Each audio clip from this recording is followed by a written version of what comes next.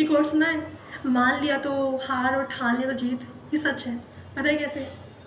जब आप लोग मान लेते हैं कि मुझसे नहीं होगा, जब आपने पहले ही सोच लिया कि मैं योग्य ही नहीं हूँ, तो वहीं पर आप मैदान से बाहर हो जाते हैं।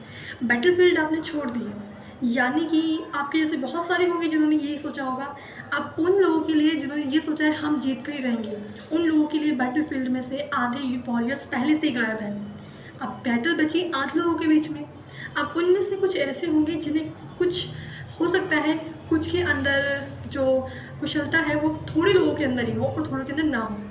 तो यहाँ पर बैटल फिर आधी से आधी बचती है। अब इसके बाद में कुछ ऐसे आते हैं जिनको किसी मेंटली फिजिकली उस टाइम पे या फिर कुछ और प्रॉब्लम्स आगे घेर लेती हैं, तो उनमें से भी कुछ चुनिंदा बचते हैं। तो कहीं आते आते आते आते अब कंपटीशन कुछ गिने चुने लोगों के बीच बचता है। अब वहाँ पर लाई करता है आपकी योग्यता, जहाँ आपको बीट करना होता है आपके जैसे सेम लोगों से। उनमें भी कुछ ऐसा होता है कि किसी के पास ज़्यादा होते हैं जो क्षमता होती है लड़ने की, और किसी के पास कम होती है। वहाँ तय होता है कि हाँ आप असली हीरो हैं।